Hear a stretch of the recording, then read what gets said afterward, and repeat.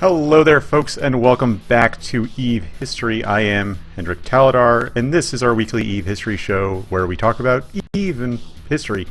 It's kind of in the title. Anyway, this week I am joined by two wonderful people. We're going to be talking about the Council of Stellar Management, which is kind of unique to Eve Online and the Eve Online community. And to talk about that, we have two people who have some extensive knowledge within the CSM, and that is Darius Johnson of Goonswarm, who served on CSM 1 and 2, and Elise Randolph of Pandemic Legion, who served on CSM, I believe, 6 and 7. Maybe it was 7 and 8, but he can correct me. It was 6 and 7. 6 and 7. Perfect. So I got that right. So guys, welcome to the show. How are you doing this evening? I'm doing pretty good. I think Darius just dropped from his little command center, but he'll be back in a little bit. He was doing pretty. He was pretty jolly when I was chatting with him earlier. Yeah. For those that don't know, Darius is actually at an Eve meet right now. But he also forgot he was supposed to do this, so he took his laptop with him after work. So he might be dropping in and out because of where he's at. Darius is here. Hello, Darius. How are you? Sorry, I'm good. All right. So I just did the intros explaining that you were on CSM 1 and 2, and so now that we're talking about the CSM and this kind of discussion to get us started, why don't one of you two explain what the CSM is and what it's supposed to do and why CCP would have created this and why it's in a video game called EVE Online? I'll do it. The original intent of the CSM was a direct result of a scandal that came from a developer known as T20, who had, at the time, in Eve, the only way to get BPOs was through a lottery. And what he had done was he had rigged the lottery so that his friends would receive BPOs, his friends in the Band of Brothers. And that did not go over very well when it was found out by the player community. There was a big scandal. CCP addressed it incorrectly at first and came back and readdressed it correctly. And the Council of Stellar Management was founded as a way for players to interact directly with CCP to air their grievances to keep said scandals from happening again. That has since somehow evolved into some kind of amateur game design thing, and I don't even know what it is today. And Elise, would you agree with that explanation of what the CSM is? Because you served on a later iteration of the CSM. Yeah, the version of the CSM that I was involved with was when CSM became a stakeholder in CCP. So that means it got a little bit more, basically unprecedented for the CSM, unprecedented access to certain things. Not total access or anything like that, but just a little bit more. I guess you'd call it. Respect that the CSM felt that they had earned. Respect would be a bit much. Yeah. Well, I mean, I meant that they had earned and whatnot, or they felt that they had earned. So it just gave it a little bit more clout. And I don't know, when I was on the CSM, it definitely wasn't like a game design junior. It was definitely just saying, hey guys, we're going to act as a sounding board for some of your ideas because we play the game and we're involved with the people who elected us, and we'll tell you if this idea seems good, this idea seems bad, and we'll say when and like what thing that we feel as the players needs to be addressed the most. Doesn't necessarily mean that the CCP would just say, "Oh, okay, that's what we'll do." Very often it was no, we don't necessarily agree with that, but I mean, at least we're aware of it. Thank you. And it kind of just makes some people angry on the CSM, but I understand. You were on at least one while I was there, right? Yeah. I think both of the ones I was on, you were there. At some point I started. Yeah, well, I mean, I think CSM 7 is when you probably started to ignore us, because that's in my mind when the CSM started to, or some people on the CSM tried to push like some personal. I don't know if it was personal per se, but there was at some point where some people felt it was their role on the CSM to kind of tell people what their jobs were. Yeah. So early in the CSM, obviously people were trying to just make sure CCP were kept honest, right? Because there was that issue with the T20 scandal, which is kind of a big part of EVE lore and EVE history. And what other stuff was the CSM directly involved with in the early days? Because again, the CSM kind of, they air grievances, they bring game design issues to the developers, at least presently.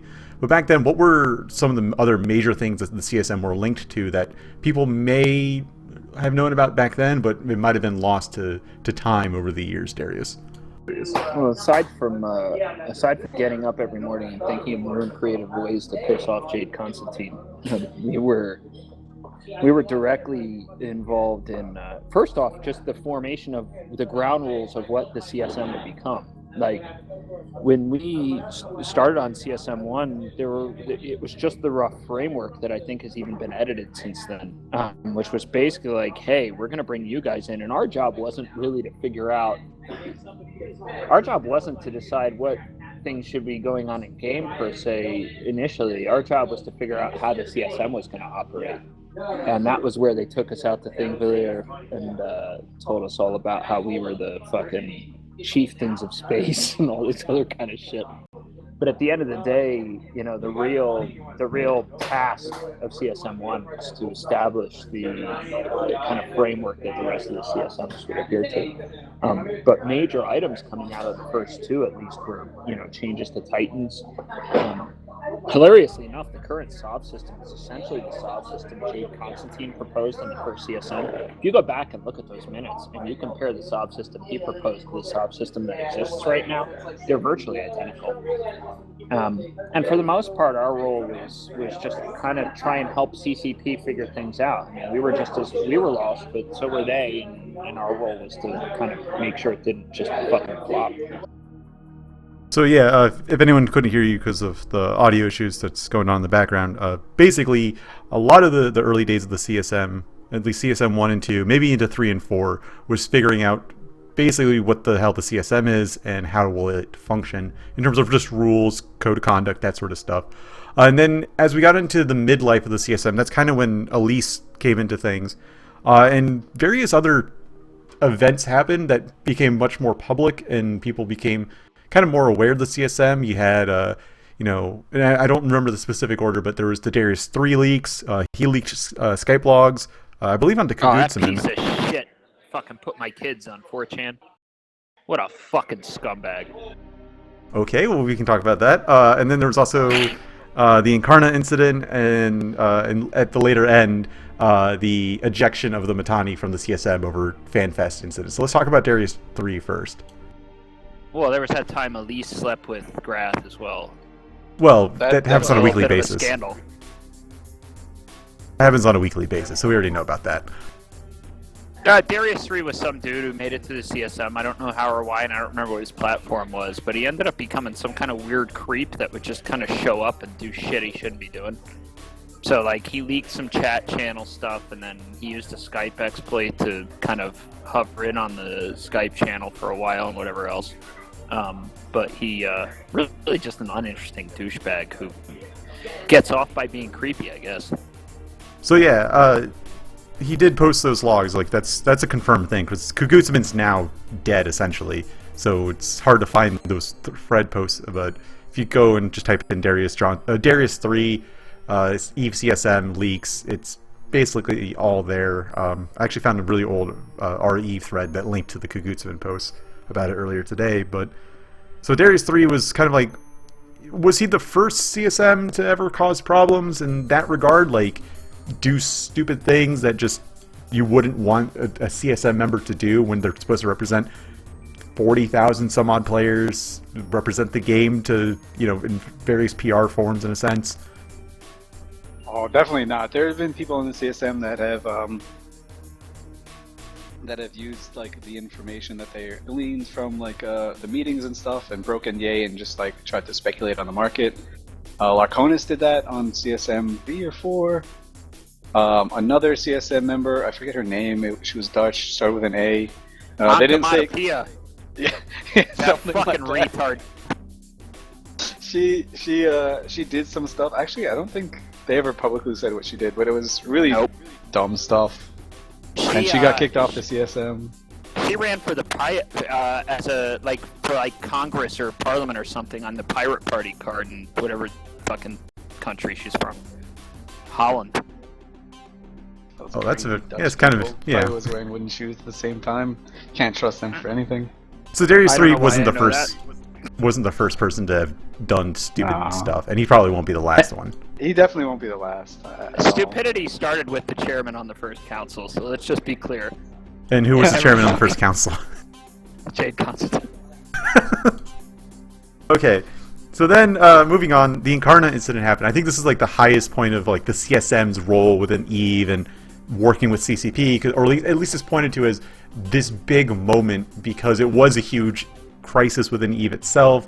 There was a lot of backlash against CCP. The CSM were brought in. They actually had a special summit involved. So Elise, since you were on the CSM right around that time, why don't you explain what the Incarna incident was and why the CSM were involved and why it was such a big deal? And I have a All right. perspective on that too when you're done. Yeah. Yeah, his perspective will be a little bit different, I'm sure. So I was on CSM 6, which is when Incarna, which was basically Walking in Stations patch that CCP had been working on for quite a while, was released.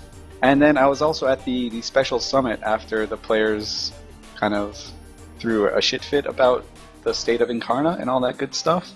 But essentially, for those that weren't playing in Incarna, Walking in Stations was released, and when it came out, it felt very rushed. Like the characters, like the actual character, looked great, but walking around in the station, all the lighting was off, so you kind of looked monkey faced. There was nothing to do, and there was like a little bit of, I don't want to say there was like hype, but there was like in previous FanFest they had talked about walking in stations. They're like, oh, you can like have your own little casino over here, and like your friends can come in, you can play board games. And what we got was the Minmatar one, which early on was probably the ugliest of them all with the lighting and whatnot. And you just get this door, and then you get some freaking like monocles and stuff that were prohibitively expensive, or it seemed prohibitively expensive, and like space pants and stuff like that literally nobody else could see in the game at the time because like your character portrait was from the chest up. It just reminded me of that skit, Space Pants! So people were, and the pricing structure was way higher than it is now. So like these items were quite expensive in terms of Aurum and Plex and ISK. And so people were really taken aback by this, especially the CSM, because the CSM, when like, all of this was proposed and all the art was shown and everything like that, it was visually stunning, and it is incredibly visually stunning. Everything at EVE is visually stunning when you see it there, and that's why like the art CSM minutes are always the most entertaining to read. But so the CSM was like, oh, okay, so these will be like $1 or $2 or something, and at the time the people presenting it were like, well, we haven't figured out the price structure yet, but you know, it'll be reasonable. Then it came out and things were pretty much completely unreasonable. CCP's response was, well, you can get $10,000 designer jeans. Some people just kind of like it. And the community didn't really like that very much, so they went out to Jita and shot a monument for a weekend. And then CCP, I'm pretty sure this is exactly how it went, but I could be a little bit off. And CCP came and was like, okay, we're going to invite the CSM for a special emergency summit. We're going to work this out. And that's the one I got to go to, which was pretty neat. Because at the time I was just, I was the first alternate on the CSM. Back then the CSM had 7 direct invites and then 7 alternates.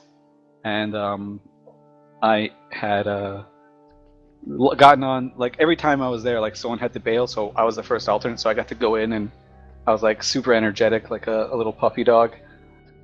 So I was like there, I was like, yeah, man, I get to make changes and stuff. And while we were there, it kind of seemed like they said all the right, or CCP said all the right things, and we basically hammered them as the CSM hammered CCP, saying, "No, this is what you did wrong." Obviously, they knew what you did wrong or what they did wrong, but we just, as the CSM, we kind of made our point stand a little bit because I mean, it was pretty easy to predict what was going to go down. Obviously, when you have pricing structure that people can't afford and unfinished products and stuff like that. And so we conveyed our sentiment, and CCP responded. I think they responded fairly well. They responded definitely well, like on CSM 7 and CSM 8, to the entire Incarna incident. So I don't know. I think it was a net positive. I think the CSM probably helped a little bit. The CSM probably thought they helped a lot more than they did. At least at the time, they probably felt like they helped a lot more than they did. Looking back on it in hindsight, I would say the CSM definitely helped. And I think players in EVE liked that the CSM was there to do stuff, and liked the idea of the CSM being there. If the CSM didn't exist, I think the result would be quite similar, oddly enough. But it wouldn't have happened nearly as fast. Yeah, I in my remember. opinion. I remember the whole Incarna incident because that was kind of when I was getting back into the groove of EVE. I had played in 2009, 2011. A lot of stuff was going down. You know, the Band of Brothers thing happened earlier that year, or maybe a couple months into later or earlier than that into 2010. Prior. That was 2010. Yeah, and so I was kind of aware of what was going on, and I remember reading some of the news articles. I remember reading on Massively, CCP did this big apology to the community, saying, we're really sorry we disappointed you this way, that sort of stuff. Obviously, as time has gone on, CCP, as any company would, have made more mistakes, but it wasn't as big of a deal as it seemed with Incarna, because Incarna, I think, to me at least, as an outsider to the game, this was a huge boiling point due to a lot of the things CCP were doing up until that point. And Darius, you were within CCP at the time, right? Because you were working there.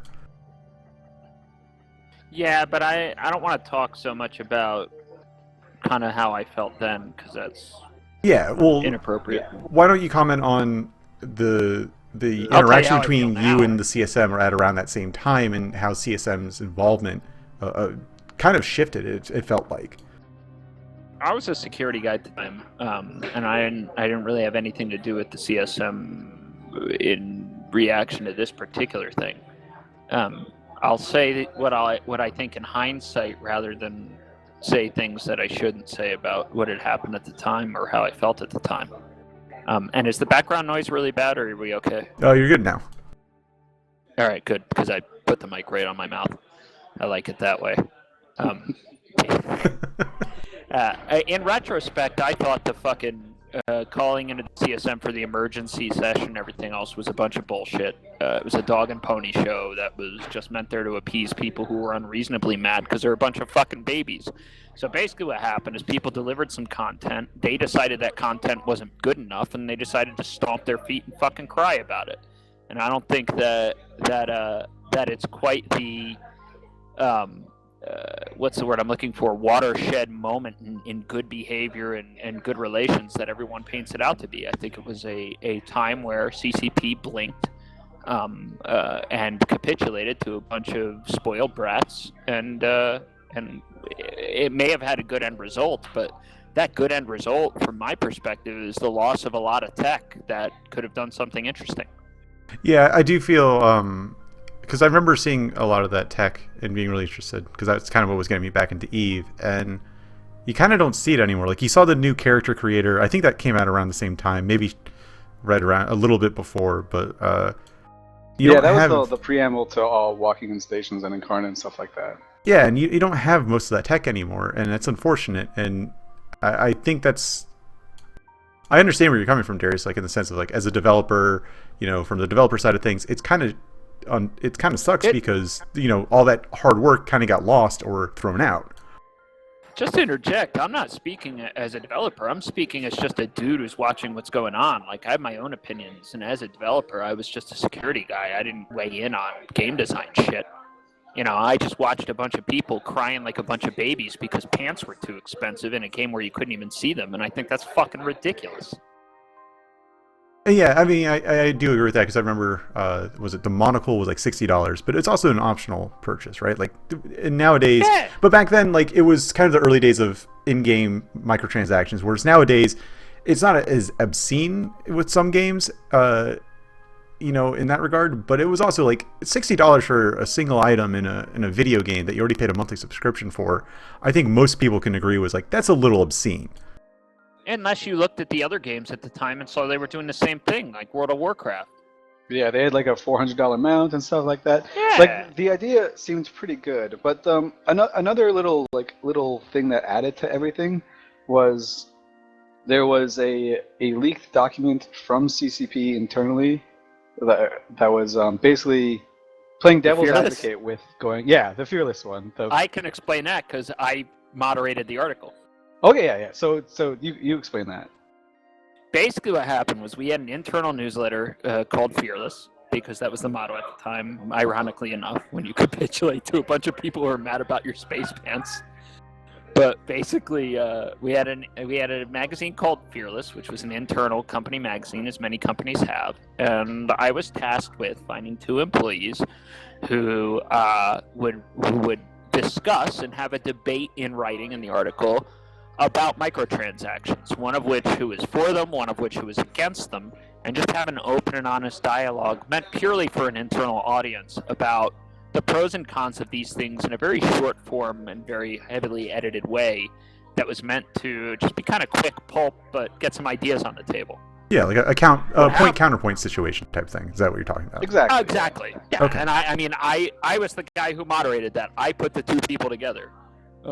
So at the end of the day, what happened is that leaked out because somebody internally apparently didn't have a whole lot of a concept of perspective. And as soon as that hit the thing, EVE players, who also are not known very well for their perspective or ability to, really keep a cool head or just be reasonable in the first place, lost their shit because, what they saw as a headline and decided that we were going to gouge them somehow with microtransactions that were purely optional, and a bunch of people continued to cry. And the problem was that happened right on the back of the Incarna thing, and it was a lot of PR headache, and it hurt the company. Yeah, so basically, it was a chain of overreactions, right? The players were like, "Oh, this game is going pay to win because we saw an article about it." And the price structure is so awful for pay to win, and it's still subscription based. Oh my God, EVE is going down. EVE is dead. Let's shoot this monument. Yeah, and then it was like, hey, in response, we'll fly you in here and blow you. Just But if you everyone look at, just goes, what the fuck? Some of the more level-headed people, their reaction was basically, we don't like that this was released seemingly rushed, basically. So it seemed like it was released a month early than CCP would have wanted it to be released. I don't know if that's actually the case, because the CSM never actually officially heard that or anything like that. But just from some of my perspective, it just felt a little bit rushed. And I wasn't super mad at it, because there was other stuff that came out with Incarna. It wasn't just all walking in stations and space pants and stuff like that. Monocles. Fucking keep saying space pants. That fucking skit is my favorite. Space pants. The fucking to step into that a little bit. Shit, I lost my train of thought. What did you just talk about?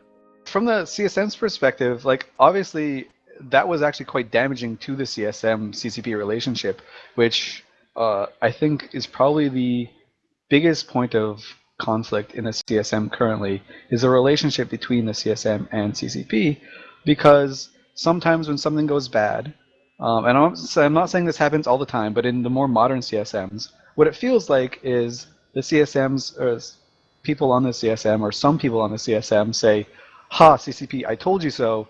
I want to make this, I'm going to try and make it so you will believe me next time," and stuff like that. So instead of trying to help put out the fires, or just throwing fuel on the fire just so they can parlay that into being smug or whatever. I don't want to say favors or anything, but saying you should listen to me next time, etc., etc.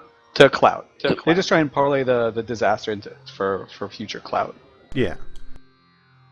So which is something where we saw happening, it seems, on the previous CSM, which with CSM 10, and we can get into that a little bit. It seemed like that more than anything else. But in the CSM 6 and CSM 7, I actually felt that didn't happen very, very much. I think it happened a handful of times, maybe even less than a handful of times. I felt that the CSM back then, and obviously I'm completely biased because I was on there, was actually very, very helpful. I think a lot of the times where we had conversations, some of them devolved into just complete bullshit that nothing could be heard from.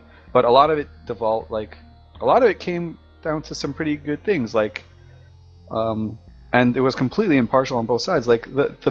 biggest groups there at the time on the CSM 6 and 7 were making shitloads of money from Technetium. They were abusing Titans. Well, I don't know if you'll call it abusing, but they were using Titans in such a fashion that was definitely game breaking. I would say so. Like just doomsdaying subcaps is pretty game breaking. You can just jump in 10 Titans and then blap every FC in the in the fleets. And super carriers back then could take sentry drones. So imagine a slow cat fleet with Aeons. That was ridiculously game breaking. And even though everyone in the CSM there was using those mechanics, we all agreed and told CSB, we're like, yo, you have to change this. This is broken. And those things got fixed. Like Technetium got nerfed. Drones got nerfed, or sentries on supers got nerfed. Doomsdays on Titans got nerfed quite a bit. Remote assisting Titans, which was completely broken, got nerfed. And so all these things got nerfed from... So I'm kind of getting ahead of myself here, but basically the CSM acted completely impartially and sort of on the same page. Like sometimes the CSM overreacted a little bit, went a little cray-cray, but most of the time CSM 6 and 7 were pretty helpful. And I think one of the most interesting things, because of what Darius was saying about for the first CSM, in the first CSMs, basically the job was to define what the CSM is. And I find that to be really funny, because in every single CSM I've been on and read about, they've been struggling with that question as well. CSM 6, actually on CSM 5, CCB said that the CSM was a shareholder now, or a stakeholder now, in certain projects. And then on CSM 6, we had like Skype channels and stuff like this, and coordinated channels with the devs and the players, or rather the devs and the CSMs.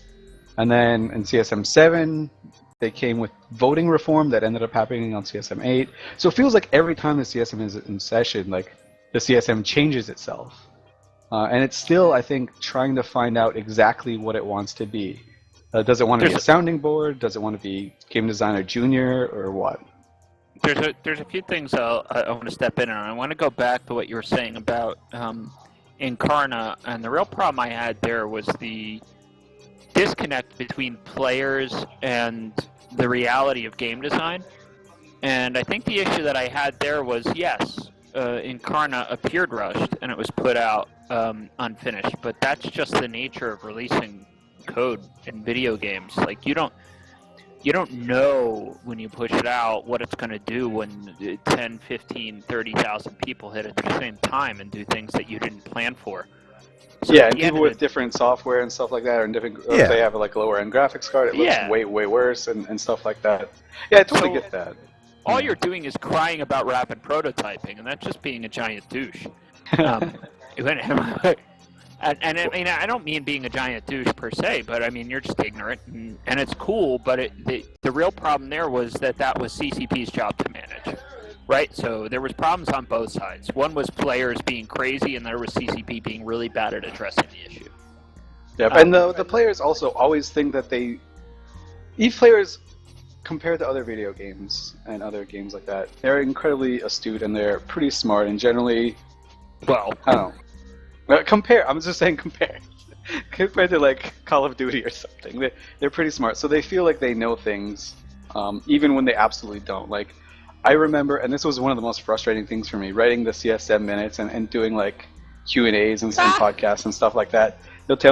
They would literally tell me they would literally tell me what was wrong with a certain part of the game, and they'd be like, yo, just tell them to change this, and this line of code. I'm like, no, that's A, that's dumb. B, you're really dumb, because that's not how it works. C, like, no, that's not how this works at all. Like, that's not what if you want to change code, just go work for the freaking company. Yeah, and one of the issues I had with the CSM also follows back on what you said, where every CSM was responsible for redefining itself. That's just a lack of leadership on CCP's part. Like you can't redefine a thing every 6 months based on what the new group of people are going to call the thing. Yeah. And so it's gone through this kind of fucking meandering process of we're the lords of space and we're just figuring out what the future is going to be, to we're dev stakeholders who can't actually be trusted with anything because you don't actually ever enforce your NDA, to whatever amalgamation of space garbage is on the CSM right now, and it's part of the reason it's devolved a little bit is because it hasn't been given proper stewardship. So, speaking of kind of being proper stewardship, moving on to the next kind of talking point I want to address, and this was still in the mid-CSM era, like if we look at it like over the past 13 or 11 iterations of the CSM, we're kind of in the midpoint in 6 and 7. There was the whole incident with player behavior, specifically a CSM member in the form of the Matani, who at FanFest 2012 did a very famous thing, kind of got passed around throughout the internet. Those that don't know, basically the Matani did his alliance panel for Goonswarm Federation. It was a yearly thing that they usually do at FanFest. Alliances of like about 6 or 7 get an opportunity to talk about themselves in front of other players. And in the Matani's presentation, he, for Goonswarm, as not only the leader of the Goonswarm Federation at the time, but also a member of the CSM, he drunkenly stated some information about another player and kind of said, hey, if you want to get this guy to kill himself because, you know, he's kind of on edge, and this is a bunch of stuff we have about him being on edge, about us shooting his, you know, PvE ships up, here's his character name, harass him and grief him until he kills himself. And that was a huge issue as well, because not only were you talking about a player doing this, an individual player, you're also talking about the leader of a player group, and then you're also talking about a player who was elected onto the representative council of all the players in EVE, and that caused a whole, you know, ruckus and shit show about it. So do you think that CCP's reaction to it, where they didn't ban him specifically for it, if I remember correctly, they banned him because he decided to step down from the CSM, and he broke the CSM white paper. Do you think CCP should have been a little bit more proactive in that, or do you think their handling of that sort of situation, and especially with regards to the CSM, was appropriate? Okay, so I know the timing is a little bit weird, and this is kind of how it actually went down by the rules. So to run for CSM, you cannot have been a banned player, right? So you cannot have been banned for any amount of time if you want to run for the CSM. So this was during CSM, or during FanFest, is when CCP announces when the next CSM results. So this happened before that. So this was at the end of CSM 6 when that presentation was made, and what had happened was the Matani had kind of rallied all of everyone that he knew, all the people in the CFC at the time. We're like, yo, vote for me, so we can just say, like, I'm a mandate for being the chairman for the next CSM, because I did so good on this one, and I want to break 10,000 votes. So, and they totally did. They broke, that was actually the CSM that the most people voted for in any CSM ever. And it was something like 60 or 70,000 people had voted. I don't remember the exact figures, but it's actually like completely staggering. It's like 3 times more than the people who voted for CSM 11, the most recent one. But he got his 10,000 votes, and so he was going to be sworn in with on CSM 7 as a CSM chair, because back then the chair was the person who had the most votes. That has since changed, but that's what it was back then. So before CSM 7 took office, what CCP did is they banned the Matani for his presentation at FanFest. Because he was banned, he was no longer able to run for CSM 7, so he was retroactively removed from the ballot after all the votes had already taken place. And this was before there was STV voting, so those votes quite literally just amounted to nothing at all. Like those 10,000 plus first place votes he got, or actually you can only vote for one person at a time. Whose fucking fault is that? That was kind of weird. Like that entire thing was weird. Like, his fault. Yeah, but I mean the whole thing was still pretty weird about how. Yeah, it I'll went get down. into it in a minute. I just wanted to. But yeah, so they didn't kick him from the CSM directly. They weren't like, oh, you're off the CSM. They just made it so he couldn't run for the next CSM that he had already run for. So he was removed after the fact, and like an alternate was put in his place.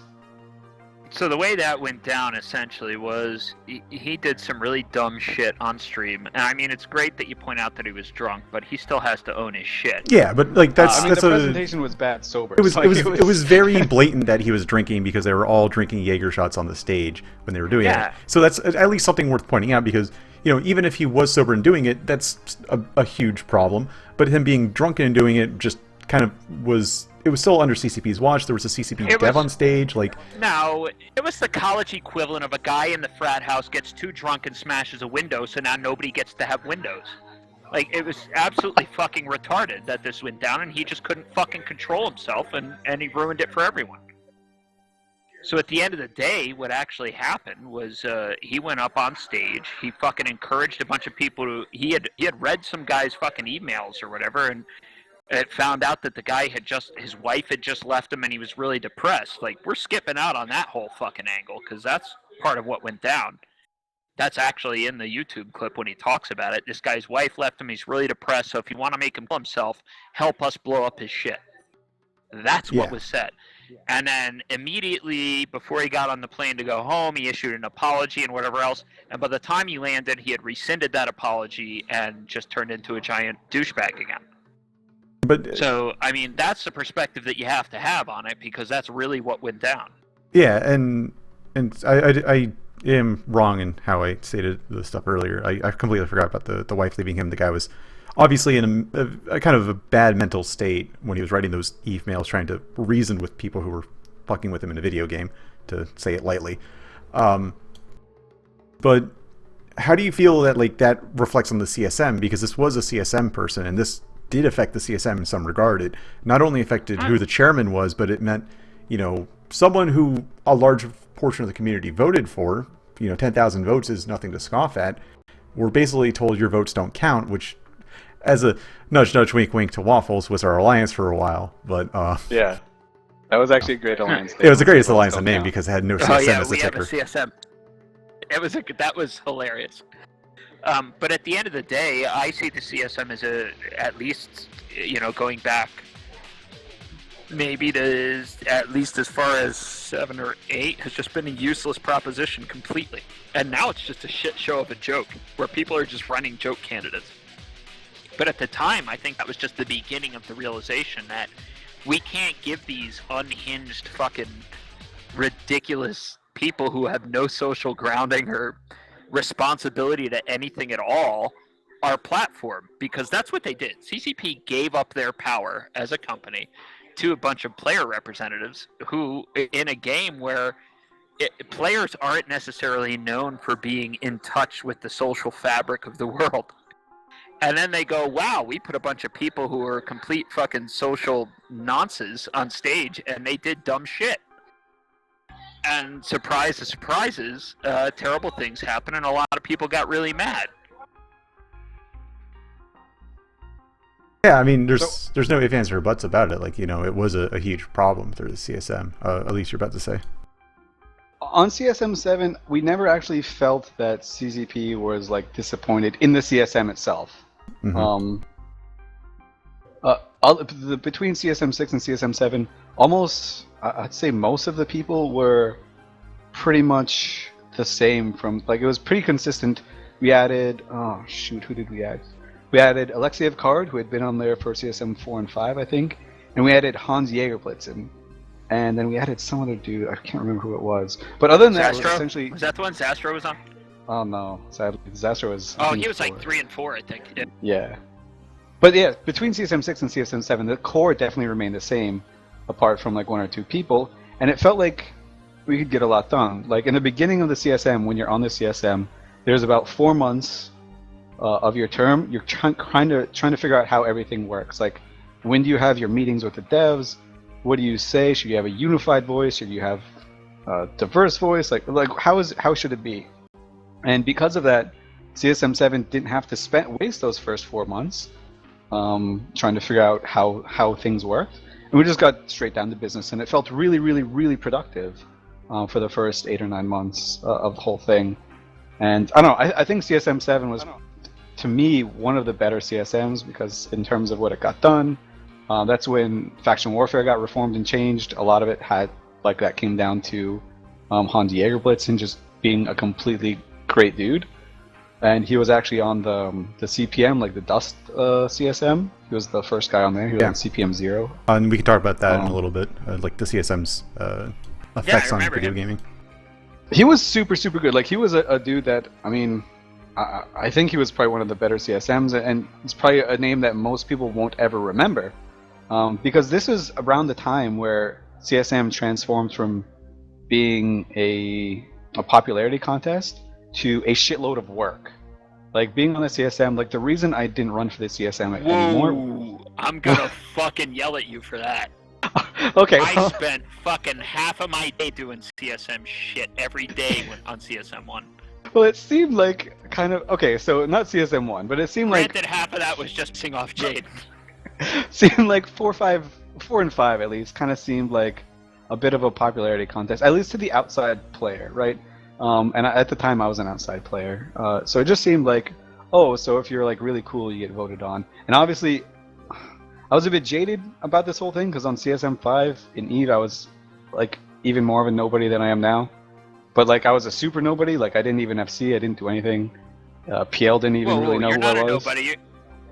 You're not a nobody. You're just unattractive. I've got a face for radio and podcasts without little vanity cams. But yeah, so it seems. You're beautiful. So Don't let the anybody reason tell you why I otherwise. say it seemed like a popularity contest is because I ran in CSM 5 and lost to people who I thought were worse than me. So I was really bitter about it. So I says, "Oh, it's a popularity contest. Screw this. I'm gonna make my own CSM." But no, Blackjack and I hookers. just tried harder. In But my yeah, so- opinion, Go ahead.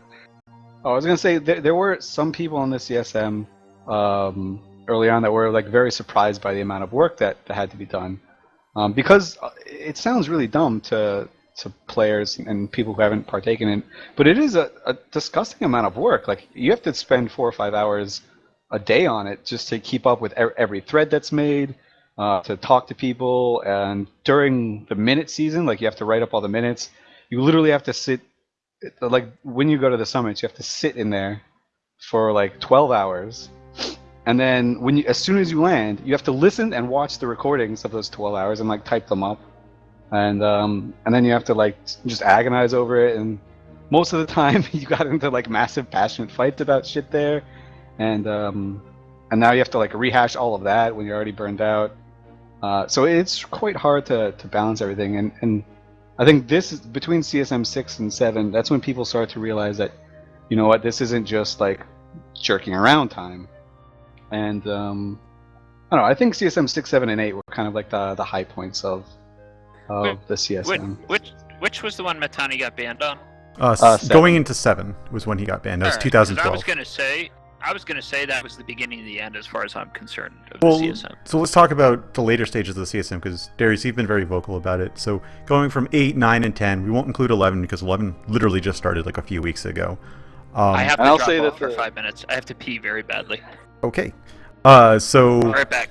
8, 9, and If 10. we just want to talk about CSM 11 real quick, I think this is like star-studded, and not star-studded in like a popularity contest, but in terms of like passionate people.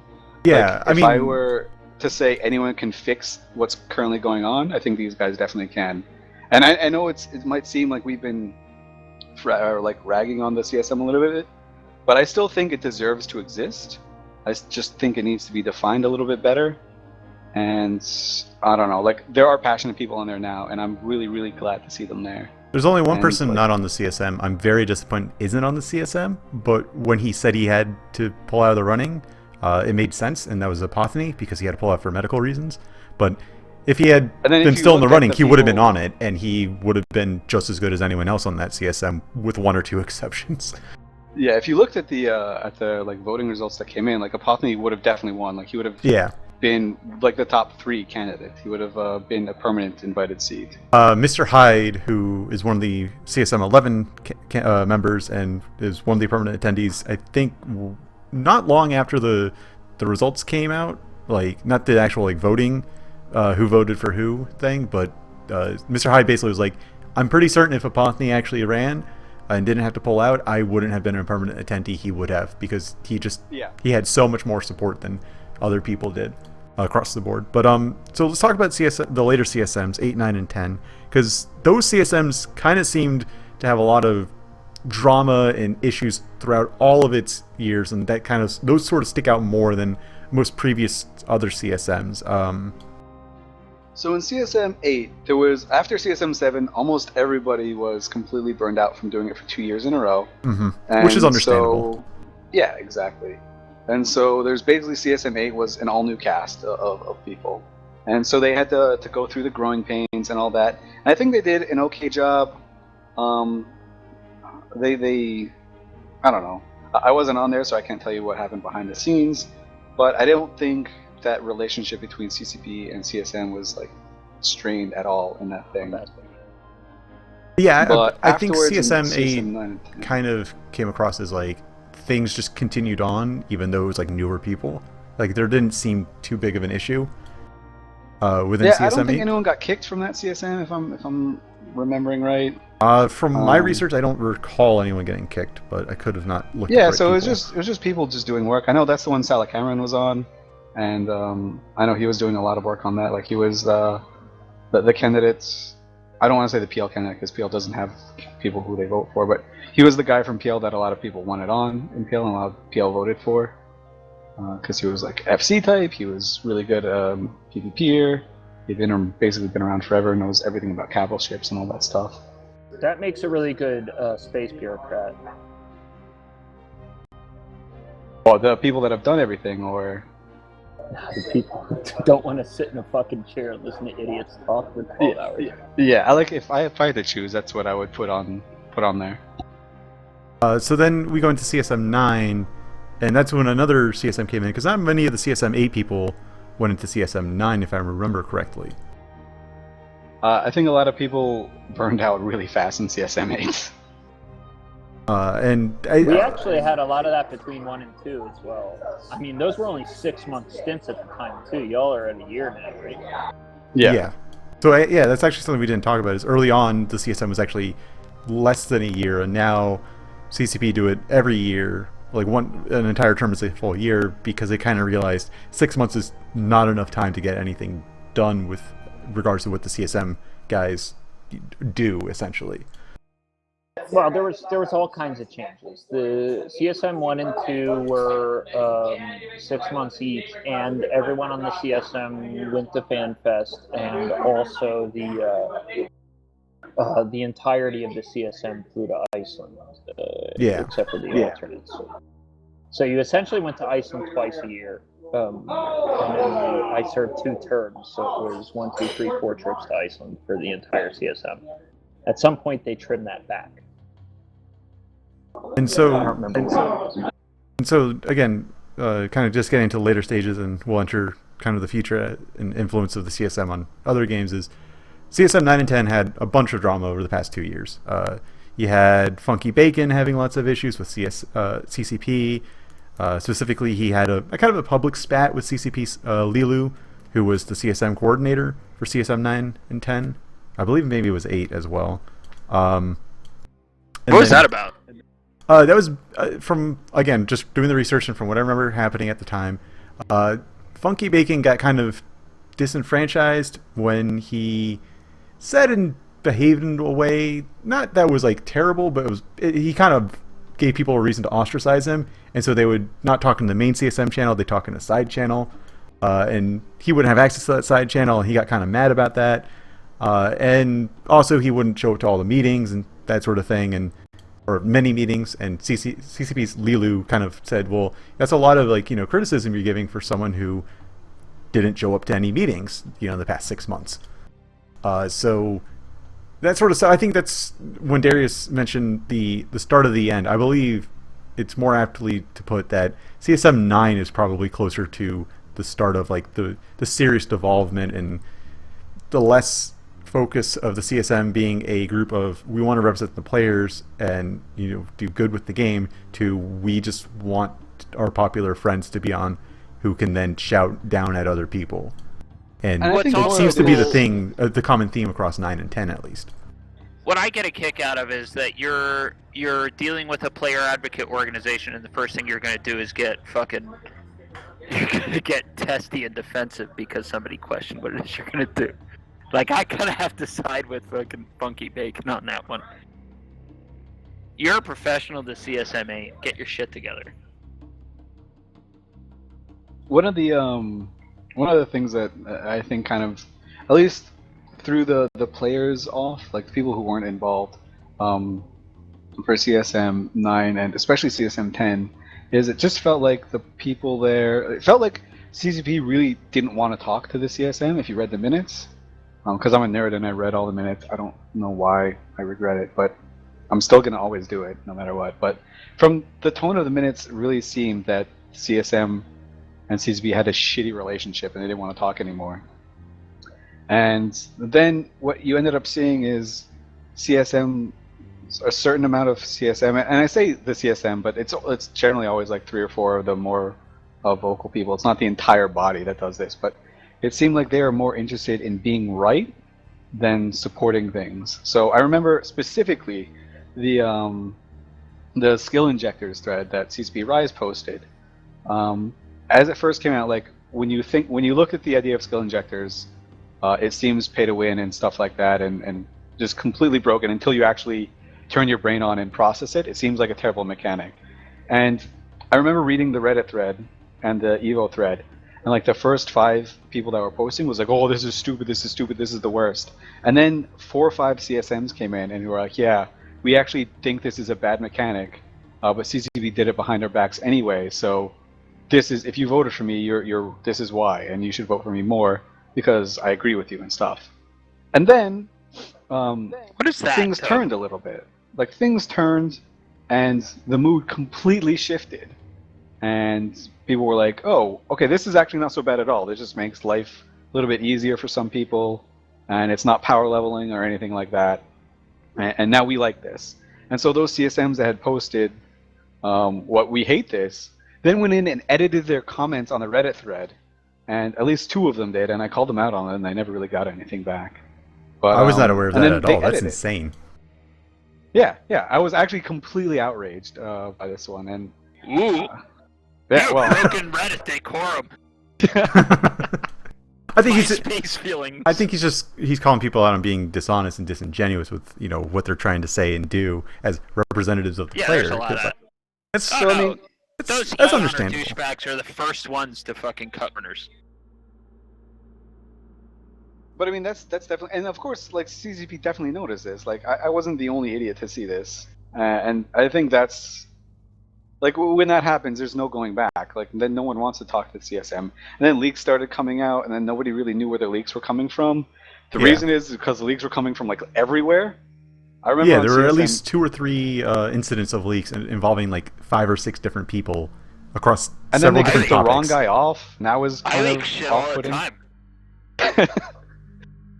But like they kicked off Manfred Sidious, who actually was like didn't actually leak anything publicly or anything like that. And Oh, amateur investigators, my friend. I guess. Yeah, let me. But I'm tell pretty you. sure there was like a posting that they I don't remember. I don't CCP remember never specifics. stated why they removed Manfred Cities from CSM 10, other than he's being removed, and there's not going to be a replacement because they, whether intentionally or not, I don't want to comment on, but it seemed very coincidental that the timing of when they announced that he was removed was just enough time to go, we don't need to let the next person onto the CSM because there's not enough time to get him acclimated, so it's only going to be a council of 13 instead of 14 like normal. So you'll have 13 until CSM 11. Have fun. But I mean, it seems like at that point that is the instant, or that is like the hallmark of a completely broken system. Like I think when that sort of shit starts happening, you throw someone off every 3 months or something. You just have to just kick everyone off and start from scratch, or just don't have it. Like I honestly think if CSM 10 was deleted from the record books, Eve would be a better game, and that's pretty Well, at some brutal point, and terrible you're for the people that actually put a lot of effort in. But I think that's what it was. You're dealing with a pretty shallow talent pool in the first place, right? So, at the end of the day, there's only so many people you can go through to get that in. I think the CSM actually died quite a bit earlier than that. But that's just me, and I'm not the best judge of these things. So moving. Sorry, people are screaming. So moving on to kind of like the CSM's influence on other games, we ended up having various aspects of the CSM being changed over the years, and then eventually we mentioned it. There was Elise, why'd you poke me? Oh, you're going to be AFK for 2 minutes. All right, that's fine. Please don't poke me again because it goes on stream. Anyway. Oh, way to blow up his spot. God, Elise. Classic. Honestly, classic me, to be honest. No, it's just Windows 10. I don't know how to turn off those dumb pop-up notifications. Anyway. He was trying to be polite, and then you blew up his shit, dude. Well, I'll call Elise out on that. So anyway, you had the CPM, which was another EVE game, had a council of its own. CSM directly influenced that sort of thing because there was some successes with the CSM. It does make sense to have a player council for a sounding board of things, which is why time went on. You ended up having the War Thunder player council, which is by a completely different dev studio. It's a smaller group of people. It's 5 people, but again, it's heavily influenced by that player council of, hey, we're gonna have people representing you, the players. It'll be a sounding board of sorts. It'll help do whatever it is that they want the council to do. And can I interject? Yeah, go ahead. Because nobody ever actually did this again because it was a shit idea. The best they did was cater to it a little bit or pander to it. But everyone went right back to the idea that they had before, going right back to Ultima Online of very small focus groups. Yeah, and letting CCP, your players roll your shit is something nobody's ever going to do again. And CCP have done that to a degree as well, where they've now gone down the path of having focus groups. Like there's the Capital focus group, there was the Wormhole focus group, which didn't have too much bravado and a lot of popularity and propaganda given out about it because people were more focused on the Capital focus group because Capitals needed to be changed. There was the Tech 3 Destroyer focus group. So CCP are also like kind of shifting the state of what the CSM does. And so my first question, and when we get into the question and answer section, is what do you think the CSM is going to be like in the next few years, and do you even think that the CSM is needed? If so you're going to go question? with, yeah, well, do you think CCP are going to want to keep the CSM around, or do you think they're probably going to shift towards more focus group stuff that they seem to have a fair bit of success with? I actually have to go pretty quickly, but what I'll say is this. I think that CCP is going to do whatever they think is the safest course of action. And I'm not quite sure what that is. What I'd say is that the rest of the industry certainly hasn't gravitated towards this CSM model. The rest of the industry has run away from it. Like, the only thing they really got out of it was some PR, in some ways, and everyone else looks at that and just goes, no, we're not going to do that.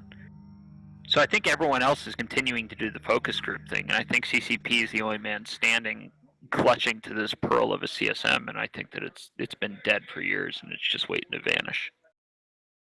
And Elise, what do you think the future of the CSM holds, and do you think CCP are going to want to keep the CSM around or shift towards these focus groups that they have been doing as of late? Man, I don't know, because hilariously enough, the focus groups was an idea presented by the CSM. So I think a lot of it will have to do. We'll have to see how CSM 11 goes, because I can tell you how it's going to go. It's a fucking clown show. It seems like, I don't know. I think there are some really good people on there who might be able to keep it under control, and I think maybe the more clowny bits might just be like, oh, this is too much work to be a troll. I'm just gonna like goof around and not do anything, or will be easily ignored. Like Darius the Third on CSM 6 and 7, he was just a complete moron, and he was really easy to ignore. You just literally remove him from the channels. And now there's a mechanic where like you can just kick him off the CSM for any reason that you want, more or less. Yeah, I mean, or you just everyone puts him on global ignore, or you basically do most of your talking in a side channel that he's not a part of. That's not part of the official channel. That sort of thing. Yeah. Well, yeah. I there's should like be the kicking guy off guy. Yeah, you could. I wonder if you could be like the neutral third party that becomes the kicking off guy. Like I'm sure we can just get. Let's just get CSM 11 to be like, yo, let's make a new rule where we get a neutral third party to kick people off randomly. By the way, he's a former CSM. So you think it's more like just we have to kind of wait and see thing? Yeah, I don't know. I think the thing about the focus groups is I've partaken in 2 focus groups, and they start amazingly, and then they devolve into complete and utter nonsense. Because imagine the CSM with people with like more personalities that they weren't elected or anything like that. They're just chosen because of their in-game talents. And so it just devolves into complete shit show. Like there's just too many people, and all the good ideas get like sent out and stuff. That's the fault of the person holding the thing. That's not the fault of the people or the idea of the thing. Like, if you're going to put people together and have them do something, provide some structure. That's your job. You're a business. You're a grown-up. Like, do it. So I was on the Capital Focus Group, and there are two parts of it. There's a Slack channel and a Reddit subforum that people could, like a moderated Reddit subforum that everyone can view, but only people in the focus group can actually post to. Yeah, and I think that was a really good idea on the Capital. So that was focus like group the thing. threads are actually good. The Slack group is completely unreadable to the point where I had to leave it. Like they were just discussing literature, and we had Yeah, We who had likes books? we had a prominent Russian guy just running at people for basically he was being hilarious, to be honest, but it wasn't. It didn't make the focus Not group work productive. better. Yeah. So I don't know. I like the idea of the focus groups because to me, that's sort of a CCB saying like, hey, we're just going to take the part of the CSM that we actually kind of like, and we're going to take it away from the CSM, and we're going to put it out in the open. And we're like, whenever we do something that requires like know-how from people who are good at it, we're just going to pick the people who are actually good at it, and they're going to give us their opinion instead of you telling us what you think it might be. But now people in the CSM were like really technically gifted at the game, and I think they'll be better than a lot of focus groups in a way. So the next question, as we open the Twitch chat up to questions and answers, and Darius, if you have to go, just feel free to dip out when you need to. How do you guys feel that the CSM has performed across its entire life over the past 10 CSMs? Like as an idea and as a institution, do you think it has been a net positive for CCP? Do you think it's been a net positive for the community, or do you think it's just been like a flash in the pan type thing? It's over. That's really hard to say. I don't want to say that it was a waste of time or was a net negative. I think it was a positive. I think it will continue to be a positive impact on the game. I think there are times when the CSM was detrimental to the game. There are times when it was incredibly helpful to the game. Either perceived to be helpful, like just from a public appearance sort of thing, or was actually helpful that nobody really realized. Like I know a lot of the times there were like Team Gridlock really loved the CSM because as they were like making modifications to the game, they could literally just go to the CSM and be like, hey, can you just tell me how the game physically performs to your eyes during this, and this fight? And they were able to like just literally make tweaks as it happened, or like the next day, like between days, they were able to make tweaks and shit like that to the performance of the game. That was on them doing the right thing though, and managing the council as opposed to letting Exactly. the council So that run was Team willy-nilly. Gridlock utilizing the CSM, and that's what I wish. Like that was like amazing for me to see, and a lot of that falls on CCP Master Plan and CCP Veritas at the time. Like they said, okay, I'm going to use this resource to make my life easier, and that's what the CSM really at the core of it should be. Like That's what I did as well. Yeah, that should be like a resource. It shouldn't be like an obligation. It should be a resource, and I think that's probably the best way to put what the CSM should be, and what I hope the CSM is moving forward. You also if shouldn't that's have the to case- spend a lot of time being like, hey, we have these people, what are we going to do with their time? Yeah. So it doesn't seem like we have too many questions in the chat, so I'm just going to probably end it there because we've been going for about an hour, and it's kind of a healthy discussion we've had over the past hour. Hour and 7 minutes. I have an hour and 6 minutes actually, Darius. Got you there. Sorry. Some of us have good watches. Oh. Anyway, Poor so people sand thing. So anyway, thank you very much, you guys, for coming on. I know the CSM has always been a bit of a contentious thing. So what do you think of ending it here, and what do you think of just having a good night? Let's all enjoy our lives, and it's just a video game at the end of the day. And some of the things that have been said over the CSM over the past few years, it's not the most chill. Let's just leave it at that. So thank you guys very much for showing up and doing this talk. I know, Darius, you kind of had a bit of a weird situation where you're actually at an EVE meet right now, so you probably want to go hang out with people in real life. I don't like any of these people. Well, there you go. Okay. Elise, thank you for coming by as well. Oh, it's my pleasure. I love doing like Eve things, especially for like Eve and T. Yeah. Ew. And How much did you get paid for that, you fucking shill? he's the director of esports for Eventi, actually. Yeah, so I'm like literally just plugging myself. I'm just paying myself in high fives right I now. volunteered for that, by the way, as the actual fucking Alliance tournament referee. But yeah, so Do you want to do it? You can totally do it. I told you I'm about like, this sure. like weeks fucking ago. Close to it. like ages ago. I told you guys this Oh, weeks ago. That guy's not involved in it anymore, so it's just. I'm the shit. I designed your dumb tools, you motherfucker. Anyway, so we'll end it there, guys. Thank you very much for tuning into the live show. If you're watching this on the YouTube channel, thank you very much. As always, we do this every week on Thursday nights, 9 p.m. Eastern, whatever time that is UTC, because I don't know UTC off the top of my head. And we will see you next week. So have a good night, and I love you all very much. Good night. Bye. Take care, 100, boys. by the way. And ladies.